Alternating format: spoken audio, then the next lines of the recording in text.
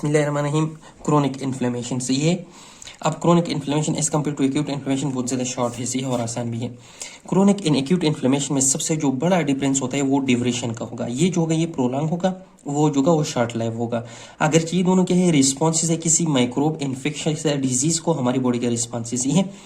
अब दूसरा क्या होगा कि वहां पर क्या होता था एक्यूट इन्फ्लेमेशन की, पहले कोई इन्फेक्शियस एजेंट आ जाता था बॉडी में, बॉडी इसको एक्यूट इन्फ्लेमेशन की रिस्पांस में एलिमिनेट कर देती थी और उसके बाद वहां पर जो डिस्ट्रक्टिव टिश्यूज बने हुए होते थे उनको रिपेयर किया जाता है।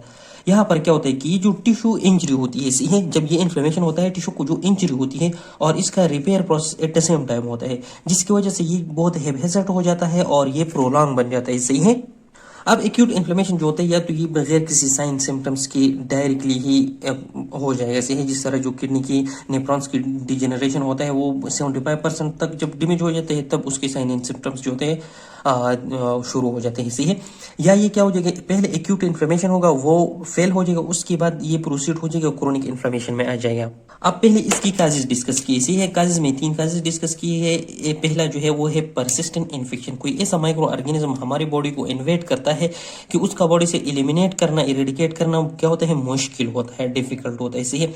जिस तरह क्या है माइकोबैक्टीरिया है, वायरसेस है, पंजाई है, इस तरह कुछ पैरासाइट्स भी है।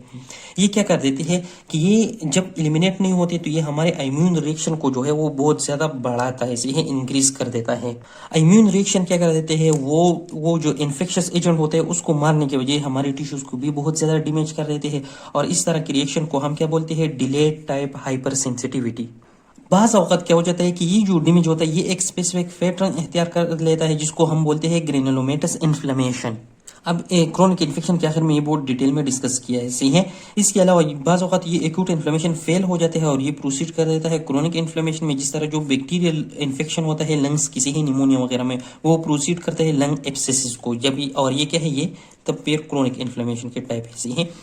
अब इसके बाद दूसरे नंबर पर आ जाती है हाइपर सेंसिटिविटी, हमारे बॉडी की ओवर रिएक्शन, सही है। ये क्या होता है कि जब एक्सेस में बार बार जो है ना हमारे इम्यून सिस्टम को स्टिमुलेट किया जाता है या इन अप्रोप्रिएटली एक्टिवेशन हो जाए इम्यून सिस्टम के, इम्यून सिस्टम मिसगाइड हो जाए, सही है। जिस तरह ऑटो इम्यून डिजीज में होता है वो सिर्फ एंटीजन पर एक्शन कर लेते हैं, हमारे बॉडी की जो अपनी प्रोटीन्स होते हैं ना उसके लिए एक्टिवेट हो जाते हैं और वो इसको गद्दार समझते हैं कि अपनी नहीं है, सही है, पराए है।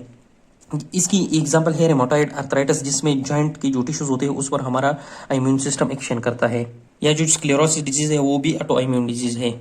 या क्या हो जाता है कि एक्सेसिव रिस्पांस हो जाता है, जिस तरह जो एलर्जिक डिजीज होते हैं उसमें क्या होता है कि स्प्रिंग का मौसम होगा तो वहां पर बहुत सारे फॉलन्स होंगे, तो ये एक फॉलन जाएगा हमारे, हम इनहेल करेंगे, दूसरा इनहेल करेंगे, तीसरा इनहेल करेंगे, तो ये बार बार जब एक्टिवेशन होते हैं तो ये एक्सेस रिस्पॉन्स फिर शो करते हैं हमारे इम्यून सिस्टम, क्योंकि वो एक्सेसिवली एक्टिवेट हो जाते हैं, सही है। और हमारे ब्रोंक्यूल्स वगैरह जो होते हैं वो बहुत ज्यादा कंट्रैक्ट करते हैं, जिसकी वजह से क्या एस्थमा हो जाती है।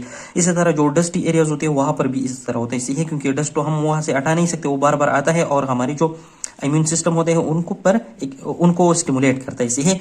अब ये जो हाइपर सेंसिटिविटी की जो टिश्यू डैमेज होते हैं उसके मॉर्फोलॉजिक पैटर्न हम देखें ना, उसमें एक्यूट की भी साइंस नजर आती है और क्रोनिक की भी साइन नजर आते हैं। लेकिन आखिरकार क्या हो जाता है, उसमें फाइब्रोसिस आ जाता है जो कि क्या है, साइन है क्रोनिक इन्फ्लेमेशन की, सही है। तीसरे नंबर पर आ जाता है prolonged exposure to toxic agent, सही है। अब ये टॉक्सिक एजेंट एंडोजीनियस भी होता है हमारी बॉडी के अपने प्रोडक्शन के, और एक्सोजीनियस बाहर की भी होता है, सही है। एक्सोजीनियस की मिसाल क्या है, सिलिका।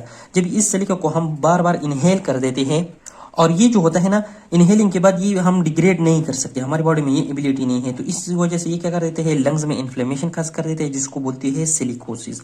एंडोजीनियस की मिसाल ये किया है कि हमारी जो बॉडी में लिपिड्स होते हैं और कोलेस्ट्रॉल होते हैं, जब ये हाथ से बढ़ जाते हैं ये चले जाते हैं और जो हमारे आर्टीरियल वॉल्स होते हैं उन पर डिपॉजिट हो जाते हैं और उनका डैमेज होना स्टार्ट कर देता है, उसको इलास्टिसिटी वगैरह लूज कर देती है और इस तरह एथेरोस्क्लेरोसिस को जन्म देते हैं। आखिर में एक बात कहते हैं कि कुछ डिजीज ऐसे है जो कि उसमें इन्वॉल्व होता है क्रोनिक इन्फ्लेमेशन, वो डिजीज काज कर देते हैं, लेकिन बहरहाल हम उसे नहीं समझते कि ये क्रोनिक इन्फ्लेमेटरी डिजीज है। जिस तरह न्यूरो डिजेनरेटिव डिजीज है अल्जाइमर से है, इसके अलावा मेटाबॉलिक सिंड्रोम है जिस तरह टाइप 2 डायबिटीज है, और कुछ इन्फ्लेमेशन ऐसे होते हैं जिसकी वजह से जो ट्यूमर ग्रोथ बढ़ जाता है, ट्यूमर बनता है। अब मॉर्फोलॉजिक फीचर्स, इसमें कहते हैं कि जो एक्यूट इन्फ्लेमेशन था वहाँ पर क्या होता था, वास्कुलर चेंजेस आ जाते थे, वेजोडाइलेशन हो जाता था और परमेबिलिटी इंक्रीज हो जाती थी, जिसकी वजह से टिश्यू स्पेसिस में फ्लूइड वगैरह फिल्टर हो जाता है, जिसकी वजह से एडिमा हो जाता था। उस फिल्टर में क्या होता है, सेल्स होते थे, व्हाइट ब्लड सेल्स। लेकिन व्हाइट ब्लड सेल में जो मेनली सेल्स होती है सबसे ज्यादा और सबसे पहले जो आती थी वो न्यूट्रोफिल्स होते थे, सही है। लेकिन अगर हम फिर क्रोनिक इन्फ्लेमेशन में देखें तो इस फिल्ट्रेशन में क्या होते हैं, मोनोन्यूक्लियर सेल्स होती है। इसकी जो न्यूक्लियस था वो क्या था, 3 न्यूक्लियस इसमें होती थी ना, एवरेज पोलीन्यूक्लियर था। अब ये lymphocytes, macrophages and plasma cells जो होते हैं ये मोनोन्यूक्लियर सेल्स होंगे। यहाँ पर हमें सबसे ज्यादा ये सेल्स दिखाई देंगे, सही है। दूसरा, यहाँ पर वहां पर भी टिश्यू डिस्ट्रक्शन होता था लेकिन कम होता था। यहाँ पर जो काजिंग एजेंट होता है वो बहुत ज्यादा देर के लिए रहता है, तो इसकी वजह से यहाँ पर जो टिश्यू की डिस्ट्रक्शन होती है वो भी बहुत ज्यादा होती है, सही है। आखिर में कहते हैं कि अटेम्प्ट्स एट हीलिंग, जब टिश्यूज डैमेज हो जाती है सही, तो इसका फिर रिपेयर होना भी जरूरी होते हैं, तो इसको रिप्लेस कर देते हैं कनेक्टिव टिश्यू और एक स्कार बना देते हैं, सही है। इसके अलावा यहाँ पर एंजियोजेनेसिस होता है, जो ब्लड वेसल होते हैं पहले वो एक होता है वो 2 में डिवाइड हो जाते हैं, इस तरह उसके प्लोरिपरेशन हो जाती है और फाइब्रोसिस आ जाता है। फाइब्रोसिस का मतलब ये होता है कि वहां पर डिफरेंट इनएक्टिव फाइब्रोब्लास्टिक सेल जमा हो जाती है, इसके अलावा कोलेजन फाइबर वगैरह हो जाते हैं और एक स्कार बना देते हैं, सही है।